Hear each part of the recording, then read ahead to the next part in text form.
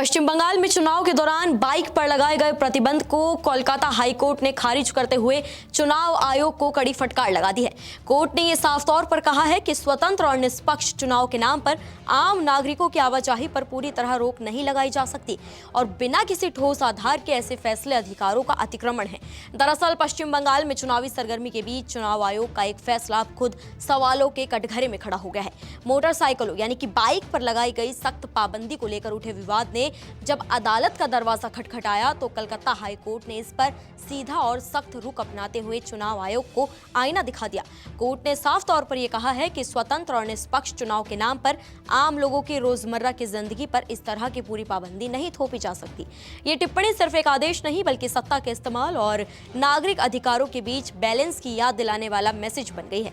दरअसल चुनाव आयोग ने 20 अप्रैल को एक नोटिफिकेशन जारी कर मतदान से 2 दिन पहले और मतदान वाले दिन सुबह 6 बजे से शाम 6 बजे तक बाइक चलाने पर पूरी तरह रोक लगा दी थी। आयोग का यह तर्क था कि इससे चुनाव के दौरान हिंसा, असामाजिक तत्वों की गतिविधियां और मतदाताओं को डराने जैसी घटनाओं पर लगाम लगेगी।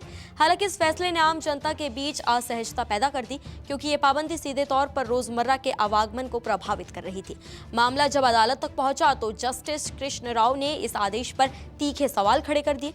कोर्ट ने पूछा कि आखिर किस आधार पर बाइक चलाने पर पूर्ण प्रतिबंध लगाया गया? क्या केवल आशंका के आधार पर नागरिकों की स्वतंत्रता सीमित की जा सकती है? कोर्ट ने यही कहा कि अगर यही तर्क है तो फिर कार्स पर भी आपको रोक लगा देनी चाहिए क्योंकि उनका भी तो दुरुपयोग पॉसिबल है।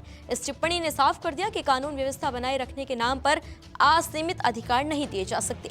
हालांकि कोर्ट ने बैलेंस रुख अपनाते हुए कुछ पाबंदियों को बरकरार रखा। बाइक रैलियों पर रोक को सही ठहराया गया है क्योंकि ये चुनावी माहौल को इफेक्ट कर सकती है। इसके साथ ही मतदान से 12 घंटे पहले पिलियन राइडर यानी पीछे बैठने वाले पर रोक भी लागू कर दी गई है, लेकिन मेडिकल इमरजेंसी, स्कूल से जुड़े काम और जरूरी कंडीशंस में ये छूट दी गई है। यानी अदालत ने साफ कर दिया है कि सुरक्षा जरूरी है लेकिन सुविधा और अधिकारों की कीमत पर नहीं। इस पूरे मामले ने एक बड़ा सवाल खड़ा कर दिया है कि क्या व्यवस्था बनाए रखने के नाम पर आम नागरिकों की स्वतंत्रता को इस हद तक लिमिट किया जा सकता है? चुनाव लोकतंत्र का सबसे बड़ा उत्सव, सबसे बड़ा फेस्टिवल होता है, लेकिन अगर इसी दौरान आम लोगों की आवाजाही और अधिकारों पर अनावश्यक रोक लगने लगे तो ये लोकतंत्र की आत्मा के खिलाफ जाता है।